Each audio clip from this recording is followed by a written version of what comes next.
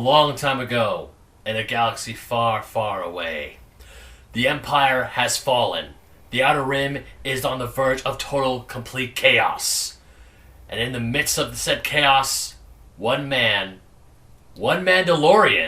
is just trying to get by in this galaxy. It's Dexter. Ladies and gentlemen, welcome to Fake Nerds Watch, episode 1 of our Mandalorian version of this show. I don't know what the heck. Fake Nerds Watch? Fake Nerds Watch? That's the name of it. Yeah, Fake Nerds Watch, The Mandalorian. We are the Fake Nerds. All 4 of us are here. I'm Ben Magnet. This is Ryan Eliopoulos. Hi. This is Sparks Whitty. And this is Brandon T. McClure. Hello. I'm Brandon. Hello. So on this episode, we're You going may to... know me from the show. Yes, of course. We talk about you every time. Oh, I don't watch because I don't watch the shows you guys do. I'm glad because I'd be spoiling every episode. Yeah, you would be ruined by watching all those things that we have done. Yeah. So we are gonna be talking, of course, about the Mandalorian. Oh shit! Oh no! He only watched the Clone Wars. I thought that's where we were watching, guys. I swear. No, sorry. Dave Filoni. Yeah, the Filonster. Yeah, so we are talking about the new Disney Plus original. Essentially, the reason why most of us got Disney Plus in the first place: Disney's Star Wars: The Mandalorian. We're talking about the first 2 episodes, and as these episodes of Fake Nerds Watch go on, we're going to be talking about 2 episodes per episode of our thing. I know it sounds confusing. I'm sorry. I just had a cool idea for the intro, and that's as far as I got. It's bi-weekly. That's all I gotta know. Yeah, bi-weekly. There you go. Yeah. He's spiraling, guys. Save him. We'll save you. We're talking about Chapter 1 and Chapter 2, the child. The child. I was going to say the pilot. The pilot. So full spoilers should be. Yeah. You should know this by now. Yes. Oh, yeah. Oh, I know what the title of Chapter 1 is. It's Chapter 1, The Mandalorian. I mean, you're right. I'll allow it. Yeah. Whatever. We'll take it. Fine. Okay. For some reason, the first episode just said Chapter 1. Yeah. And the second episode has Chapter 2, The Child. Because they want you to know it's important. And that's it. Guys, let me talk to you guys about the world according to Jeff Goldblum. The real reason. This is actually why our we all secret Disney Plus marathon this. show. Oh my Yes. God. Oh, no. Tell me about sneakers. Sneakers are great. I thought I was spiraling. Adidas and someone else made Jeff Goldblum sneakers. Yeah. Exclusive sneakers. And then he got to make his own ice cream. Okay. I haven't Watch seen that show. I haven't seen the ice cream episode yet. Spoilers. Sparks is about to go. Speaking of sneakers, you know who loves sneakers? Baby Yoda. Oh no. Okay, real quick. So, actually, for real, when this show was being marketed, did you guys expect this?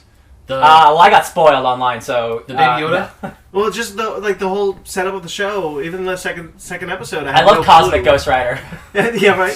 Lone Wolf and Cub. I did not expect what happened at the end. I'll be honest. I didn't expect anything. Yeah. I didn't know what to expect. I was just expecting a Wild West style show in the Star Wars universe that pertained to the Mandalorian. I thought every episode was going to be like, I thought most every episode was going to be like he goes after a different bounty or something like that. Like more procedural. Yeah. But the whole thing with Baby Yoda, species unnamed, it threw me off so much. I'm like, well, I don't know. Yeah. I figured it would have been like a police procedural or like a Western bounty show, but it is kind of that, but it's also a man on a mission with a baby. I was super excited for what happens next. Already when the show first started, where we see the Mandalorian in that pub on that snow planet, I was like, I'm in. Brian Posehn's in that episode. Yes. Yep. He's the guy with the beard, right? Yeah. Who then got eaten by the giant walrus. That's a good cameo. Yeah. It's a good cameo. Yeah. But the episode starts with him pulling a job. Yeah. Finding this blue fish man. Guys, can I be honest? I didn't like the blue fish guy. Yeah. I thought he was kind of bad. Do you know what he reminds me of? Rob Lowe in the Orville. Okay. Yeah. Rob Lowe in the Orville.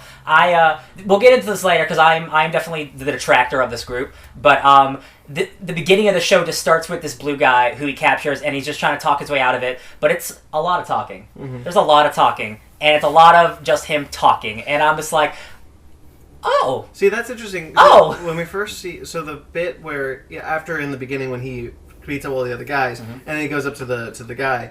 That's actually what sold me on the show. Yeah. Is when he's just staring down the guy and he's just awkwardly nervous, and then he says nothing until the very end, and that's what I was like. You got me. The action in the show is really good. Like he shows him the puck with his hologram on that he's wanted for a bounty. Oh, that's not me. And it's like, I could bring you in warm or I could bring you in cold. And hand on his blaster, and I'm like, Oh, okay, you got me. Yeah. I mean, I also said in that moment, a Dread TV show could work. Yes, it could. Absolutely, Yeah, 100%. Yeah.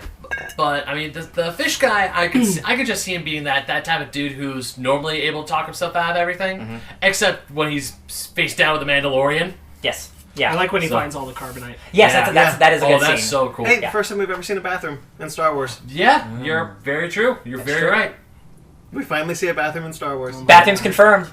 People go to the bathroom, yeah. You brought up a good point by unintentionally by doing this whole thing with a long time ago, a galaxy far, far away. Is this the first show to not open with that? It doesn't open with that, yeah. Even Clone Wars, Rebels, and Resistance all start with a long time ago. Galaxy far, yeah, far away. that weird, and all the spin-off films. Yep. That kind of weirds me out. Yeah. Does I feel like every Star Wars property should open. Does every single episode of all those shows have an opening title card? In Clone Wars and Rebels, thinking back on it, I just started watching Resistance. I actually don't think Resistance opens with it either. Oh. All the spin-off movies and Clone Wars and Resistance all have always opened. Every single episode of those shows open with a long time ago in a galaxy far, far away. Okay. And then they go into the story. But yeah, this would be the first or second. I don't mind it. Not do It does I. throw me off. I don't mind it, but it's a. I mean, like, if this isn't the first thing to have broken that mold, then whichever. But for a moment, I went, "Is this the first thing?" That's a little weird because the little rotating blue-red logo thing with Star Wars is cool. Mm-hmm. I like that. The worlds of Star Wars. But I'd almost rather just still have a long time ago in a galaxy far, far away because it's a nice uniform thing that unites the Star Wars cinematic universe. It's kind of like when we first see Rogue One and it doesn't open with an opening crawl. Yeah. I'm not counting video games. Video games don't count. I know video games haven't done it. Most of them have, though. Most of them have, but I just started Jedi Fallen Order, and I know that hasn't done it, so, like, I know there are video games that don't do it. That's not what... Don't add us. It's almost like when Rogue One, when it doesn't have an opening crawl, it has a cold open to the title. Yes. Yeah. It's kind of jarring like that the first time you see it. Well, that was the whole thing, is like when we went to see Rogue One, we were all talking about, like, it's not going to open with a crawl, is it? And I was like, I honestly don't care if it doesn't open with a crawl, but it better open with a long time ago in a galaxy far, far away. Yeah. And I'll stand by that. I don't think any Star Wars movie of any nature should ever open differently. Yeah, I agree with that. I remember sitting in theaters watching The Force Awakens, and Ben turns to me and goes, "Oh my God, do you think they're going to open? You don't think they're going to open with long time ago in a galaxy far, far away, do you?" I'm like, "Ben, I'm pretty sure that's going to be the one." Anyway, that just was something on my mind. It is weird. It is a little weird. Talking about the actual show. Yeah. So he gets the guy's trying to do a half-baked escape attempt. It goes by going to the bathroom. By going to the bathroom, it's really dumb. He's really dumb. He's just like, "Hey, I'm telling my life story. I'm looking around your thing. My voice isn't traveling between the ship. You definitely don't know that I'm moving." And I'm like, "This guy's super dumb." Oh yeah. Hey, I totally didn't see your giant cache of guns that very loudly opened and shut super quick. The carbonite thing is such a cool idea. I loved it even when we saw it in the trailers. The idea that he's just got a carbonite, a freezer on his ship for bounties. I wonder if that's like a one of a kind thing, or that's kind of like just bounty hunters have that now. How good are you? I'm pretty sure. I wonder too, because we know. So a little bit online, people were complaining that he shouldn't have it because in Empire it's experimental. It's experimental, but we're looking at almost a decade. Technology after Empire at this point. So he's doesn't bother me. I really like. Funny enough, Fan was asking me about it. It's like, hey, I thought you couldn't carbonite people. I thought it was only that one thing. I was like, it's after Return of the Jedi. They perfected it. I am sure in Jabba's palace, Boba Fett was going, I had this idea, and it really worked out. Yeah. It's going to catch on. Yeah. And then, of course, the rest of the galaxy, it's like, so carbonite, so they won't die? No, they won't die. Ooh, they're just we really gotta use that more often. They may be blind. We don't have to listen to them anymore. It's great. Oh yeah, they make great tables. Yeah, they're just like the bounty hunter industry boomed after the invention of carbonite freezers. One of my favorite things in the episode, the first one, comes up when he goes to deliver the bounties, and it's like, here's Imperial credits. He's like, I don't know if you heard, but the Empire doesn't exist anymore. Yeah. He's like, all right, the best I could do for you is this calamari flan. It's called flan, and it's gooey coins, and he's just like, thanks. But the worst part, I love it. Yeah. I love calamari. But not only that, that was weird with those little things. So there was that. And then he's like, yeah, but I can pay you in this, but it's only half. And he's like, I'll take it. Have we seen Imperial credits before this? I'm sure. Maybe Could not. we I don't know haven't- that we. I don't know that we've seen them, but they've been mentioned. Yeah. I know they've been mentioned, but I'm We've wondering if heard this is the first of time. there were Republic credits, obviously from episode 1. That's what Qui-Gon's trying to give to Watto. I'll put it this way. I'm pretty sure that Imperial credits were never on screen in 4, 5, and 6. However, we have seen them in some of these ancillary properties. I'm pretty sure they've shown up in Rebels. They've definitely shown up in a video game and a comic. Yeah, We've seen them. Cool. Yeah, I like that Werner Herzog has stormtroopers. credits will do I well. like how dirty they are. I Yeah. love Yeah. everything about that scene. Yeah. Oh, that whole, even with the whole, hey, so I got another job for you. Let's see the puck. No puck. No puck. And I he's can like, tell you under- the age. Is this before the Battle of Jakku? At the end of Battlefront 2? I don't know. Okay. I don't know when Ooh. Jakku has. Because that was technically like the true end of the war, right? Yeah. Yeah. I don't know if we're. You know, at the I end would of say the this war. is after the Battle of Jakku. That's what I would say. I would say it's like If- the. I don't think. I were a betting man, I would also say that. But why are there stormtroopers in the galaxy? I would say these troopers are. That's what I was gonna say because this is 5 years after Return of the That's Jedi. what they're saying. Yeah. I think Battlefront 2 actually is like not the beginning of Battlefront 2, but Yeah, like yeah. the end of Battlefront 2. I think it's actually later than that because like you get to the point where like Han Solo's grown a beard, him and Leia have spent Yeah. some time apart. You're right. Lando's like doing his own thing. Lando's still a general. Yeah, it's You know some what? amount of time later. It could be right before the end of the end of the Battle of Jakku. I'm not sure. Star Wars nerds tell me. Yeah. You can add us about this one. Yeah. We genuinely want to know this. Yeah. The But- Battle of Jakku actually gets a reference in Resistance. Oh, Yeah, which nice. is kind of neat. Yeah, yeah. but I do love that. Like he shows up, he sees the stormtroopers, he draws a blaster gets drawn. I forgot how it gets drawn, but then all those other stormtroopers have a gun on him. And they're like, "We have you 4-1." I like those odds. It's like, I like why? Ooh, so cool, so cool. Yeah, I love Werner Herzog, who's a very famous like documentarian and filmmaker, but he also randomly acts. Yeah. He's in like a movie every couple years. Like he was in the latest like the Shadow Recruit, Jack Ryan. Oh, yeah. He's the bad guy in that movie. Yeah. But he also makes documentaries called Grizzly Man about a guy who hangs out grizzly bears. This dude chooses his role so interestingly, and him showing up as like an aged Imperial like agent. But like after the Imperial has fallen, is so interesting because like this is probably one of their last ditch efforts to gain their power back. Is whatever they think this Yoda baby's gonna do for them. Yeah. And we don't know what that is until we meet it. And I'm like, oh man, that's like a powerhouse right there. Yeah. That's like having a walking nuclear Jedi. I'm like, I like this plan. When- Does he say like kill it if you have to? kill it if He you does. have to, but I Yeah. want proof of death. Yeah. Yeah. So I don't think they want to use it And the unless scientists. they like have the opportunity. Yeah. But I think they are just more concerned like we need it dead. Yeah. No, actually, the scientist was against him killing it. Right. Oh, the scientist ran in. He's Yeah. like, no, it's Yeah, not yeah, yeah. alive. It could Yeah. it could be a thing where the scientists, if this is before the Battle of Jakku, then the scientists could potentially be part of the Empire, and they want this thing. But Werner Herzog's just their hired hand. So hypothetically, like Yoda's species are the most force sensitive species Yes. of like most. What's the word I'm looking for? Midichlorian people. No, like we are in Force comparison. sensitive? No, we are. It's not a Star Wars term. Oh. We are in comparison to animals. We are because we're able to speak with like words. Yeah. We are Developed. no.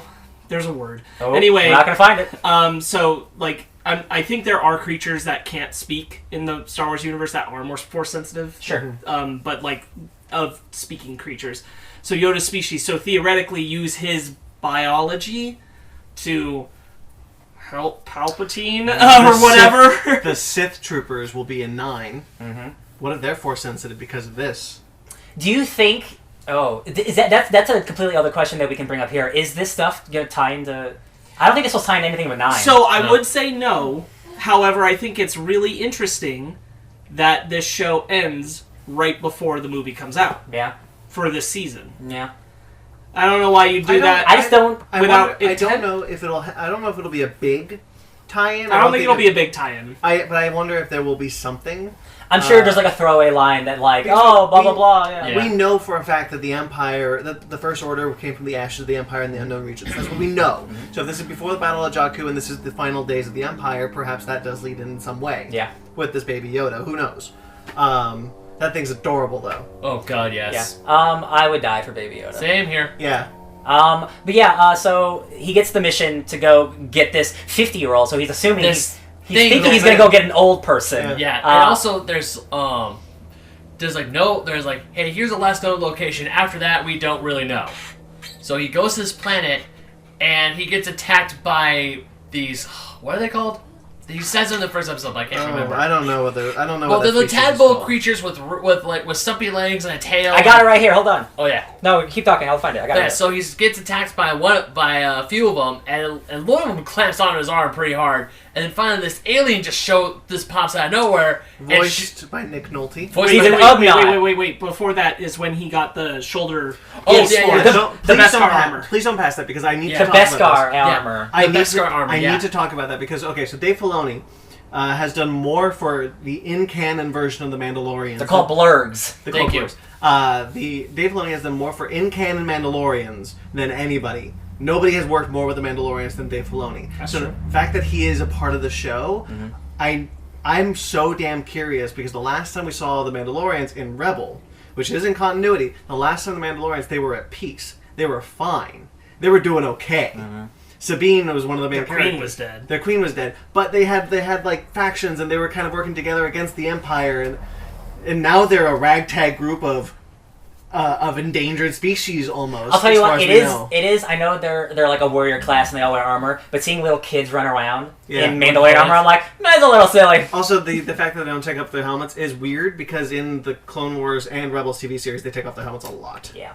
Oh. I think their belief system changes. Possibly. And they mentioned something called the Purge, so I wonder if perhaps after the battle of Yavin 4, could the Empire have just like tried to purge the Mandalorian species? Possibly. Because we haven't seen them since that battle. So Beskar is adamantium. Pretty much. It's the strongest element in the world, and it reflects laser shots and all that. And he gets a plate made, a shoulder plate. And I'm like, maybe he's gonna have a whole outfit by the end of the show. Also, he has Berserker armor too. That helps because throughout the episode, he does get shot at a lot, but it bounces off his armor, no problem. So somebody who Megan went to college with, I want to say, is playing the person who did the forging of that shoulder plate. Oh, that's cool. The lady? Mm-hmm. Cool. The only lady in the first episode. I don't remember if Lady it's who she went to Mandalorian. college with or high school or something like that, but something like that. Must have been really far away. It was really strange watching because in this show for some reason they don't take off their helmets. No Mandalorians do. So when he's in that little den with the Mandalorians and he sees there's two Mandalorians playing chess. It's this dark den and they have their helmets on. Like, if you just wanna, I'm sure you'd see better. And this is a me problem, a Ryan Leopoulos problem. Your main character never taking off the helmet. Having a lot of characters who don't take off the helmets, it's hard for me to connect with them. And when it's just two people who I don't know talking about things I don't know about, I'm just watching something I don't know what's going on. Even though I know what's going on, but you know what I mean? Like, I can't connect with it. They're talking about, like, ancient things that we're going to learn about, like, as you do when you flesh out things like, here's some exposition, we'll go into it later. I really like the scene and I like the world building. I need people to connect with. And that's been my biggest problem with this thing. I like everything surrounding the Mandalorian. I find the Mandalorian himself not a character. He doesn't say anything. If this were a comic book, that'd be different, but it's not a comic book. So that's. I'm actually surprised. I was surprised at the end of the first episode how talkative and how funny it was. I never expected him to say more than maybe 5 lines an episode. That's weird because he's the main character of the show. Well, but that's the thing. I thought the idea was it was going to be an experiment of if you can make this character work without him speaking, without seeing his face. And I think through framing, they actually do a really good job of telling us what he's thinking, what he's feeling in the moment. And I was surprised at how much he talked. It's not a criticism at all, but I expected less talking. I mean, I get that. I get that point. And, like, it's not just a Ryan problem. It's an internet. I'm glad There's I wasn't a part of the internet that feels. I'm glad I wasn't. Am I crazy? I would argue that he has more of a character than most of the characters in episode 1 because you play that game from episode 1 where the Phantom Menace. I 100% agree. Where you sit there and you go, tell me a thing about... Use a word to describe this character that's not their job. Yeah. Or something that they do. And I could already do that for the Mandalorian, which my word would be reckless. I can say he's reckless. He's a reckless character. I already get that about him. So I know that there's a character there. Shows still always take time to flesh them out. I was trying to think of a good example of, like, the first episodes where you don't connect with the main character of a television show. I just think of the first episode of Watchmen, and I got a clear understanding of the entire everything about that show. For sure. But I was trying to think of a show that's like this one. Yeah. Where like, your main character's a more stoic kind of person, and the only thing that popped in my head is Longmire. Yeah. Where he's pretty much just, like, he's kind of Clint Eastwood the whole time, and you can't get a read Justified? on who he is in the first episode. No, there's too much. There's too much character. fleshed out with him in that first episode. But that's why I went to Longmire, is because in Longmire, like the first couple episodes, you don't get a read on his personality at all. Yeah. Everything is based around how people are responding to him. But I was just saying, like, as Longmire went, that changed. I guess my problem here is you have a charismatic actor like Pedro Pascal, right? A very handsome dude, a very charismatic dude. He's providing the voice, and like for all I know, he's not even doing the acting in the character as a suit. That could be a stunt double this entire show, and I wouldn't know it. So for me, I don't know why you get someone like that, and you never. Again, it's not like a Dredd situation where you see the bottom half of his face. You know it's Carl Urban. This could have been literally anybody with any voice. So I'm just like, why get Pedro Pascal if you're not going to utilize him? See, that's where I think that we will see his face. Yeah, I agree. I read an interview that's saying they're not revealing his face this entire show. And that was that's. I hope so, because I would hate it. I don't think you cast Pedro Pascal and don't utilize him for I hope what he's capable of. Yeah. So I highly suspect. Like, there's a whole thing. Who was it? I think Hardly Heroes podcast was talking about the Mandalorian. They're like, I know they've said that they're not going to take off his mask, but like, you don't lay down something like that and have a rule and then not break it. That's the whole point of having a rule like that. So I think they'll hold out on it for a long time, and then it will be removed. Yeah, I just think. Again, like everything surrounding the character is so cool. Like the Ugnaught little friend. Like I have. What does he say? I have spoken. I really enjoy that character. Me too. All like the Trandoshan mercenaries that he fights. All the action is awesome in both episodes. It's sensational. Yeah. So I really like what I really like about the fact that we don't see his face is, especially in the first episode, it keeps an ambiguity of what this character is. But through framing, like when he's talking. When they first see the Baby Yoda, and IG-11 is ready to shoot him, and it's just holding on his face. Yes. And through the framing device, you kind of understand that he's thinking. You're not, but as the audience, you're like, "Oh, is he gonna allow him, or is he gonna save the baby?" Yeah. You know what's a good example, in a similar sense, at least. In Star Wars canon is Anthony Daniels. Yeah. Like, I connect with C-3PO, but I don't ever actually see, like, Anthony Daniels' face. There's C-3PO as a face, but it's not that different from having a helmet. Wipe that smirk across your from your face. Off your face, yeah. Like, I think that the Mandalorian will get there. But here, I'm going to bring up, like, do you guys think he is a true-born Mandalorian? I have no idea. Because I don't, because of the flashbacks when the armor's being made. I thought that was a bad flashback.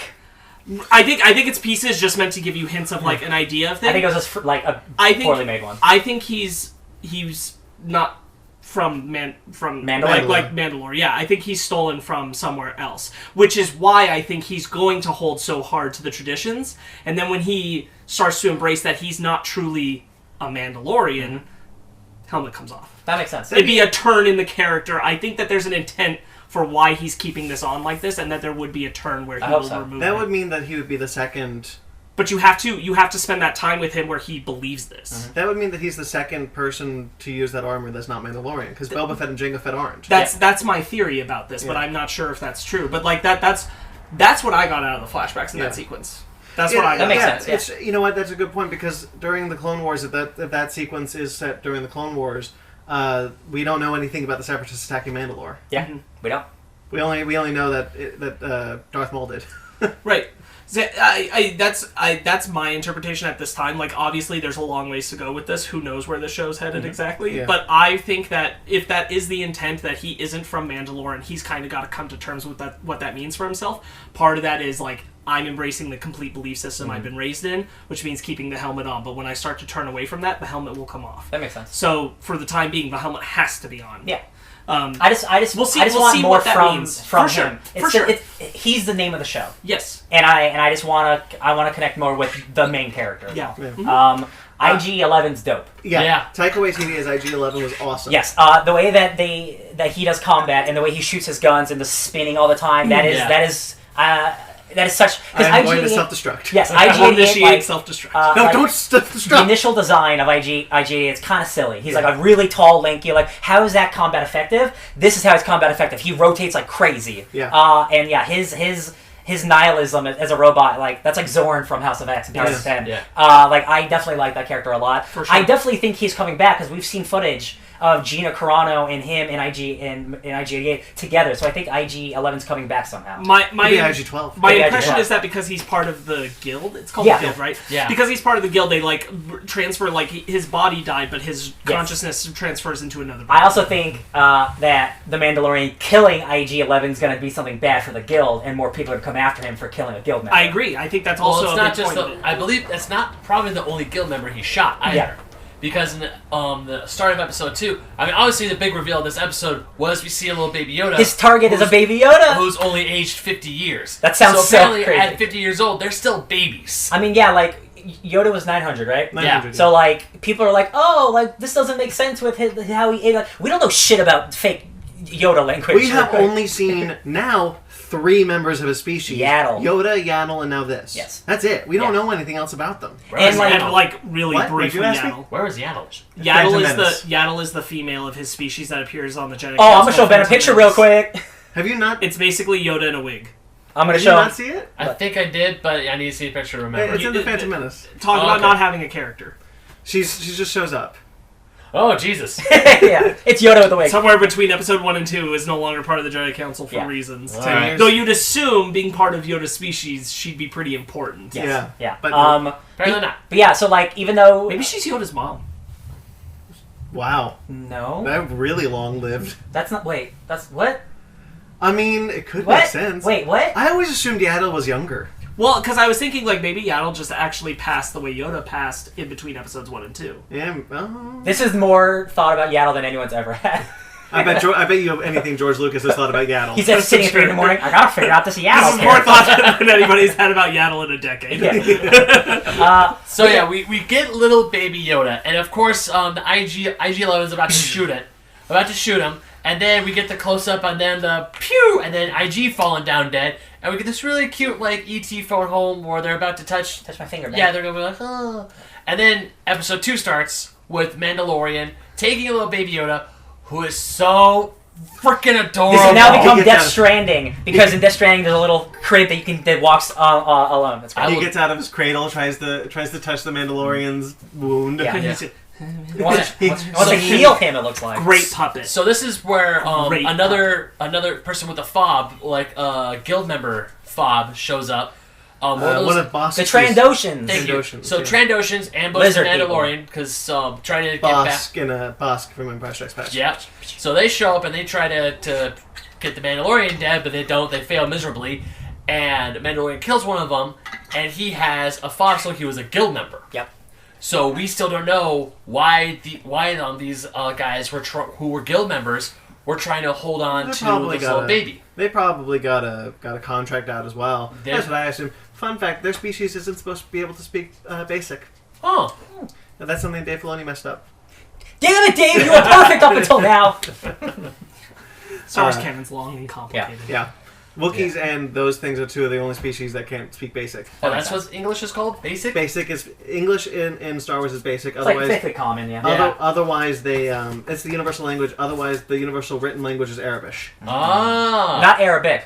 Arabic. Arabic. Nice. But yeah, the idea, or the using a baby, a puppet for the baby Yoda almost the entire time is such a good idea. Yeah. Because one, it just makes it look so cute like Gizmo from Yeah. Gremlins. Yeah. The close-ups where like the hair is like you know when hair is fake or when it's real, Yeah. and it's like, man, this is a good ass puppet. Oh, yeah. and it's so cute. And The it's eyes just, are so look big good. and black. Yeah. His huge, cute little eyes, so Mandalorian takes him He back. eats a whole frog. Yeah. A whole frog. But then we get to Jawa's stripping his ship. I love Man. the Jawa sequences in this episode. I Yeah. thought they were so cool. Jawas, I guess, they're don't underestimate a Jawa. No, don't. They'll Definitely take out Mandalorians. Also, apparently, Jawas can look a little different. They can have red eyes instead of orange Your eyes. eyes, yeah. And they can wear black robes instead of brown. Yeah. And belts. But, So they, this we is- can't stereotype Jawas now. but luckily they still yell, Udini! So this is so Jawas are also on different planets because we're assuming this isn't Tatooine. Yeah, Yeah. So that's cool. that makes sense. Yeah. I like the idea that there are other alien species. I mean, the on Rhino different- later.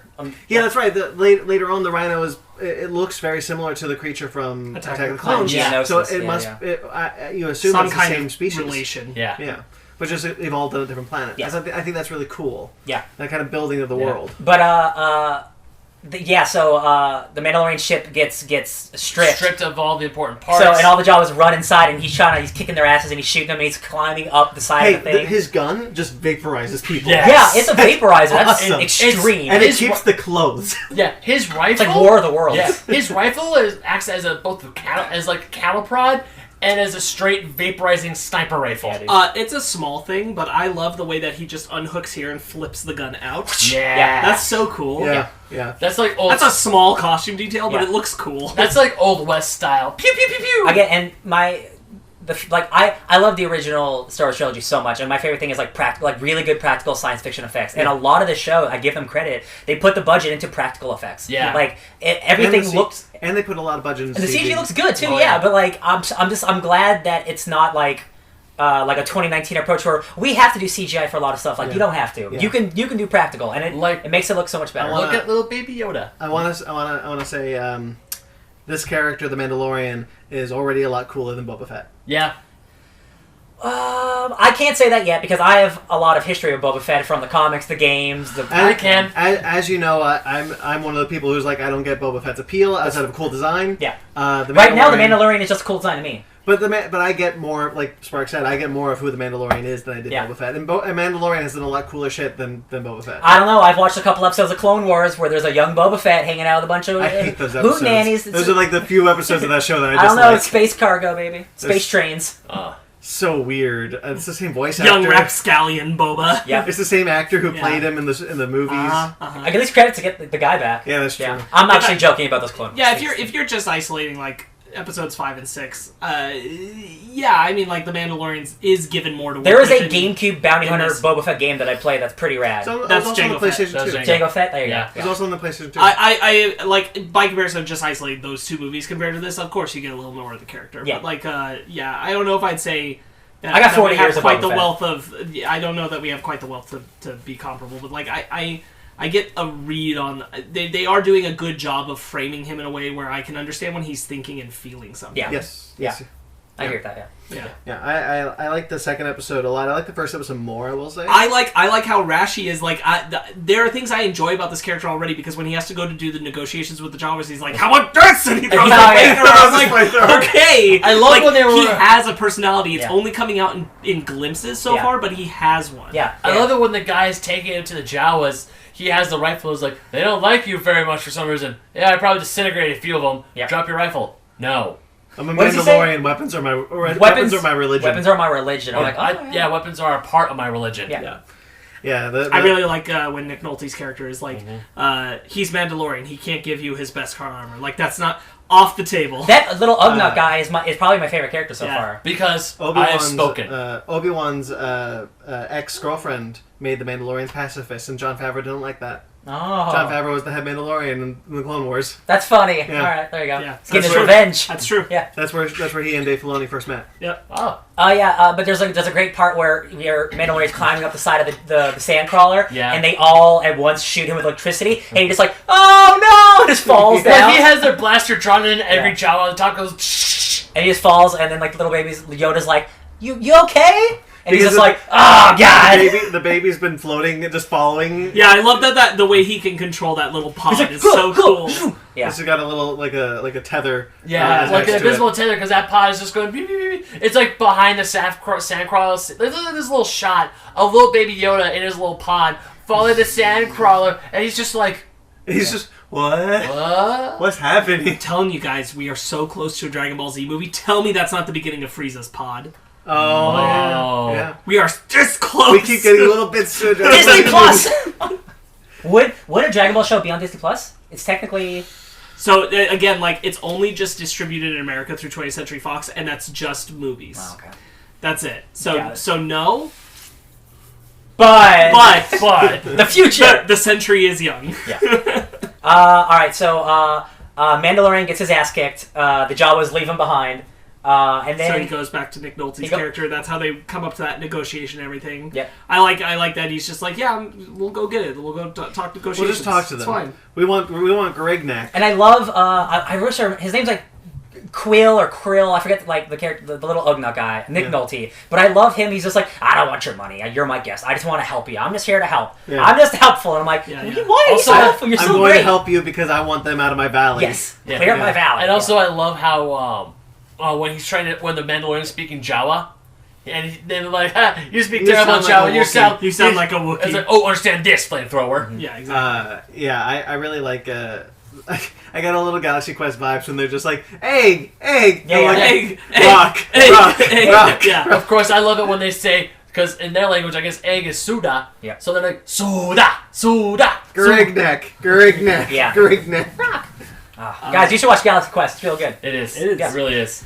Then of course he's like, okay, fine, I'll go get this stupid egg, and he takes the baby to the egg. Well, hold on, real quick. We gotta the Jawa's like, hey, if you bring us this egg, we'll give you your parts back. Yeah. I shouldn't have to ask for my parts because they're mine. Yeah, they stole it from me, but he's like, all right, cool, whatever. So he has to go find this egg. I thought because.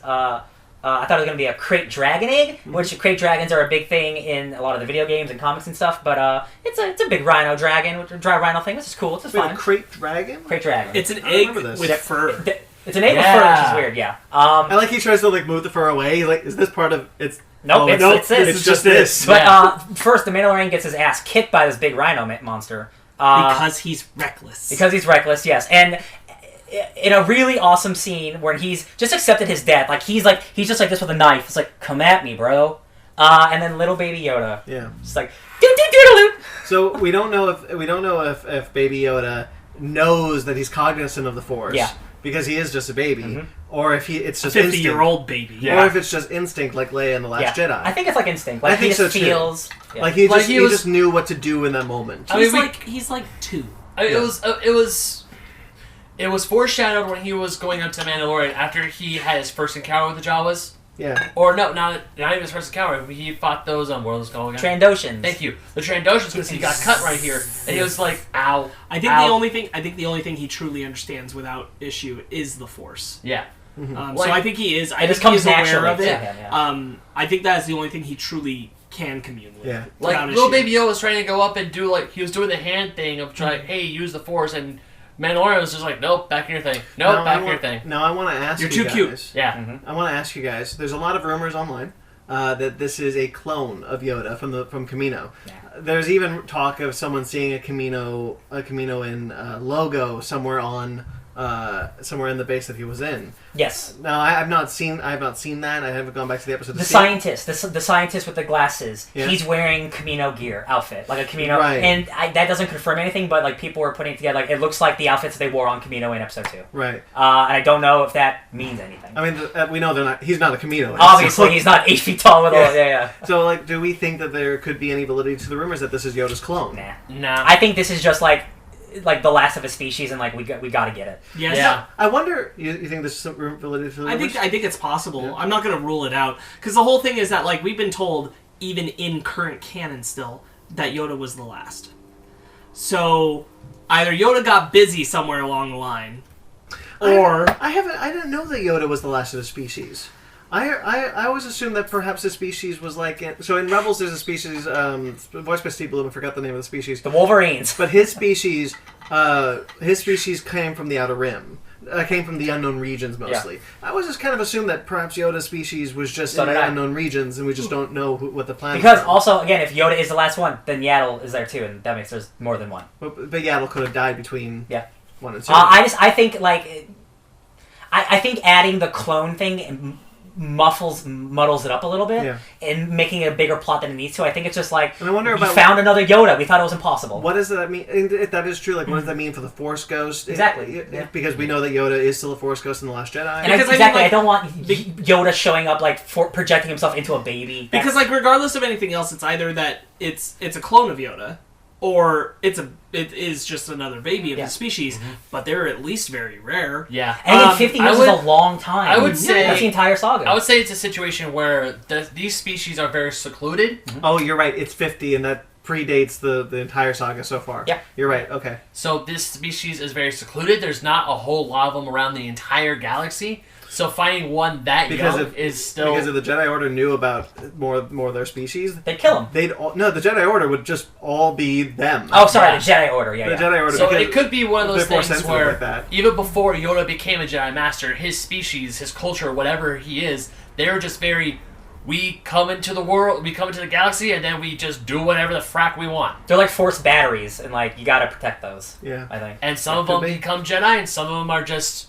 They just go a different path and stay secluded or whatever. Carpelberry batteries, yeah. Carpelberry batteries. I really want to know if A, we will see his planet, or B, if they will name his species. I think we will get a name.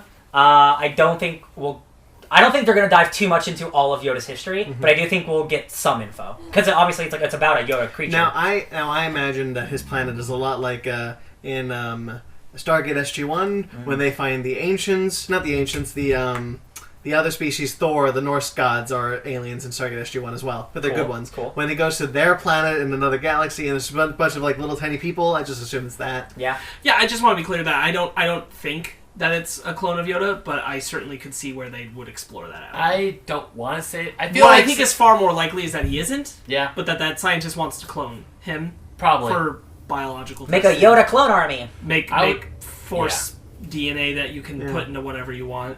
And a Palpatine clone. I mean, we know Palpatine was into cloning. Yeah. Cloning. The expanded universe is all about that. I mean, his entire... I mean, it's weird because I feel like in some ways I kind of forget, Palpatine having a clone always sounds like that sounds so out of left field and stupid to me. And then sounds like a cop there's out. a thing called the Clone Wars, and I never really think about what that means. I just think there's the story. It's not like there's a couple clones. It's just millions. But there's just those. They could never clone anything else, and I'm like, that's stupid. Of course they could. And I'm right.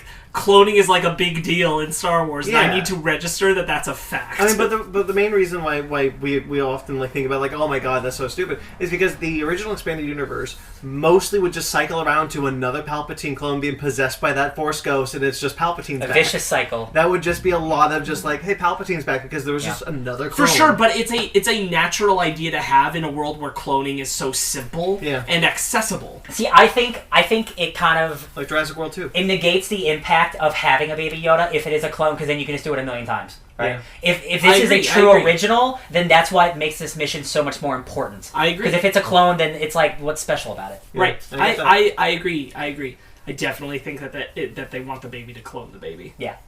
Cloning, I wouldn't be. I think that it's likely cloning is involved. Yeah. But I don't think he's a clone of Yoda. I just wouldn't put it past them for that to be a thing. Yeah. I'm sure there will be reasons if that were the case, but I'm hoping it's not a clone. What if it's a clone of Yaddle? Jesus. Yaddle shows up. You thought I was dead, did you? No, Dave, what are you doing? Dead I was. Thought you did. All right, so she sounds like the witch from Dark Crystal. Oh, Frank Oz, but as still a woman. Frank Oz, yeah. So let's see. Where do we go from? He gets the dragon egg. Keep calling it dragon. He gets the rhino egg. They crack it open and they eat that, honey. And they get high as fuck, probably. Sorry. There's a Jawa orgy that night. Oh, Jawas are having It's funny. Suda. It's funny. They're just dipping their hand in honey, and it's smearing over a mask. Oh, they're definitely not eating that. Suda. But we hear like food. Yeah. That's really good. Probably getting high. They get the parts back. And This is the little. That's all right. This is where you close your eyes. You don't want to see what happens next. Oh my god! Orgy. It's but you disintegrated a guy in front of my face earlier. Yeah, don't worry about that. This is you don't want to see this. Houdini! Oh god! He just sees ropes flying in the air. God. Houdini has a new meaning I'm just now. picturing black silhouette suits. Even what's the hood to remove? They're just black silhouettes.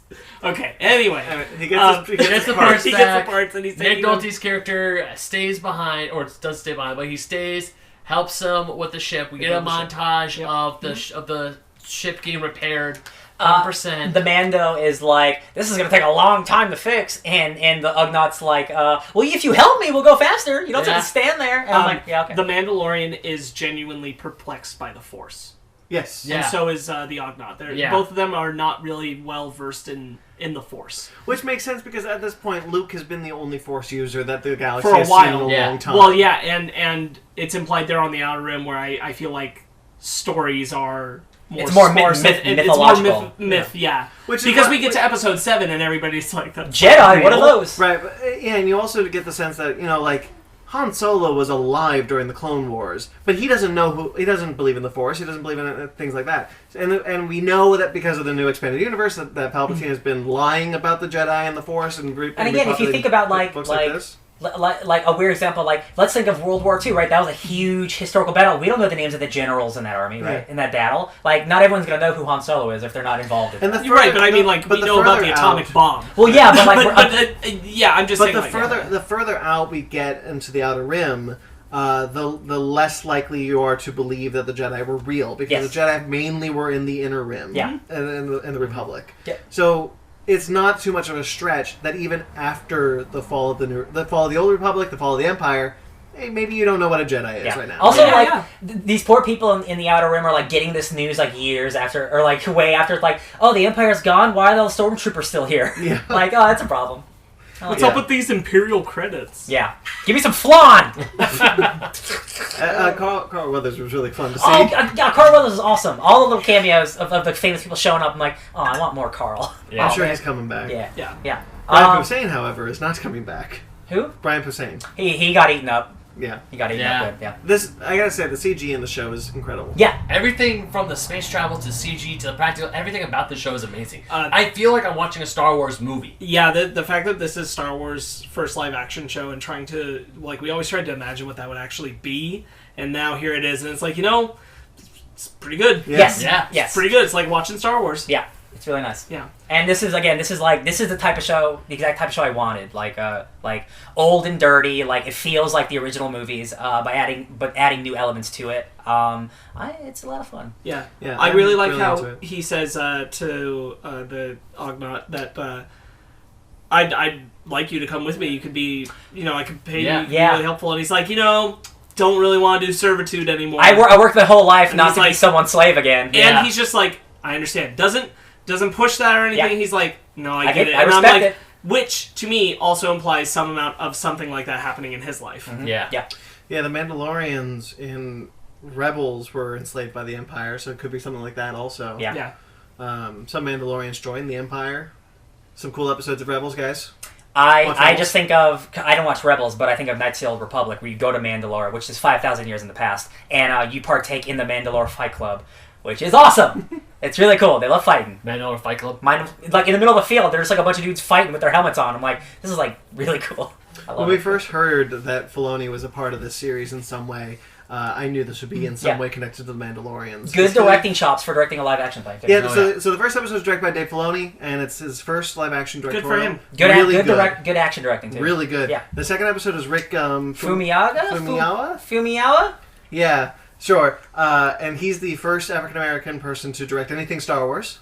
And I thought his episode was excellent also. Oh, yeah. And next week is... Famuyiwa, yeah. Next week is Bryce Dallas Howard or Taika Waititi? Ooh. Because they both are directing episodes. I think it's Bryce Dallas Howard because it said in the next Taika's, I know, doing the last episode. Yeah, because the tweet I saw was in the next 2 weeks we're getting the first woman director and the first black director. I'm like, all right. Go The Mandalorian. Yeah. I'm into it. I like the show a lot. Yeah, so do I. Too. I might sound negative, but it's because I like everything around it so much. But like I just want to connect with that character. I just want to connect with the main character a little bit more, and I know I'm gonna get it. It's just like when I've been spoiled by such good first episodes like Watchmen and all these other shows where I'm fully invested from the get-go. I kind of just wanted to fully love a Star Wars show immediately, and I don't love it immediately, but I'm really, really loving it. I'm really loving it. I'm really liking it a lot. I think the show has a lot of room to grow, and the fact that I found it so unpredictable. I had no idea where the end of the first episode is a lot like Luke throwing the lightsaber over The Last Jedi. Mm-hmm. Once those moments happen for me, I don't know. Once you see a little Yoda, you're like, oh, what? Like, Once you see little baby Yoda going, I cannot predict what's going to happen next. Which I love. Yeah. I love it. I will say, this isn't an actual problem with the show. I wish it was longer. I really, I'm so used to watching a bunch of hour-long, big-budget shows, and I'm like, damn, I could have used... Like, the first episode was 40 minutes. Yeah, it's really strange, because when you watch shows on, like, HBO or Starz or even streaming shows, most of the time the hour-long dramas are actually an hour long. A full hour. They are actually 6 minutes, because they don't need to worry about slicing in commercials. Yeah. So having this being a traditional hour-long show, which is basically about 45 minutes, that threw me off. Yeah. I was surprised. It makes me wonder... Well, no, because it's streaming only. They're not going to put this on some... No, they're Yeah. not. I think it entirely has to do with, like, I feel like they didn't feel the need to push the time. Yeah. And I think it has to do with budget. Mm-hmm. That, you know, like, we can put as much good quality work into this if this is our time slot. Mm-hmm. Yeah. You know? But it makes them feel really tight, and it makes them feel really focused. Mm-hmm. It makes them actually feel like chapters. Yes. Yeah. And that really worked for me, the fact that there's no time wasted on any of these episodes we've seen so far. Mm-hmm. I'll do it? Oh, yeah. Yeah, I think so. Cool. So, that's our first Mandalorian episode of Fake Nerds Watch. We recommend it! Watch Rebels on Disney+. We are members of the Fake Nerd podcast, and we do a podcast every week where we hang out with this guy, who's not usually on Fake Nerds Watch with us, but he is for Mandalorian, because he's actually a big Star Wars fan, even though he pretends he isn't. Nanu. Yeah. How much Star Wars knowledge did you just drop in this past Shut up. hour? Oh, right, wow. yeah. I really like Rebels! You really like Star Wars. It's time to accept it.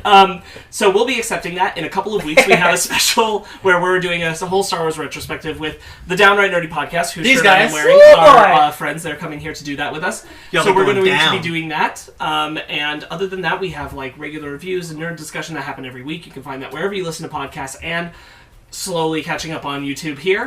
Rate and review, subscribe. 5 subscribe. stars. I think also down here, subscribe. We also recently put up our LA Comic-Con panel appearance with our friend Mike Matola. Yay. That video is up here on YouTube now. We have another Watchmen episode coming really soon. Watch it. Almost immediately with this, I imagine. And then we are going back to Dark Crystal as well. Our intention is that we are doing 2 episodes of Mandalorian at a time until the season is done. That will be with Brandon here with us. And when we are not doing a week where that's happening, hopefully Ryan, Ben, and I will be eliminating 2 episodes of Dark Crystal each week. Hopefully. Until that is done. And Watchmen will be every week. Watchmen will continue to be weekly. Yeah. So that's happening. We have Basement Arcade on there. That's all our good stuff. Go ahead and just check out the YouTube channel. There's a ton of stuff there. Yeah. Okay, anyway, so I have been Sparks Witty. You can find me at Sparks Witty on Instagram and Twitter. Brandon. I'm at BT McClure. You can find me on Instagram and Twitter. That's awesome. Ben. You can find me at BenMaggot27 on both Instagram and Twitter. And Ryan. I'm DJ Tony Stark and everything! And that'll do it. So you can go ahead and check out all that stuff, and we will catch you next time. Let us know what you think about the Mandalorian down there. Yeah. Subscribe, Down there. like, And- comment, do your things. Or And tweet now- at us, Instagram us, whatever. Yeah. I have spoken.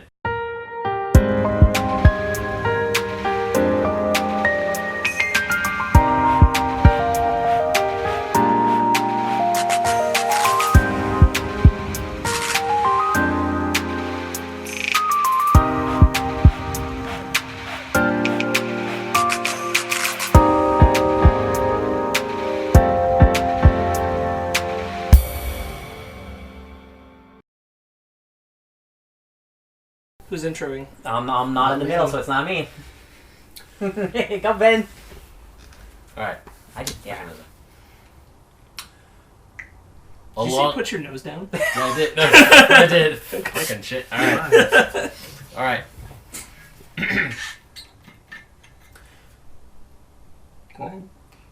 Wait till you're done. Alright. Good idea. Good job.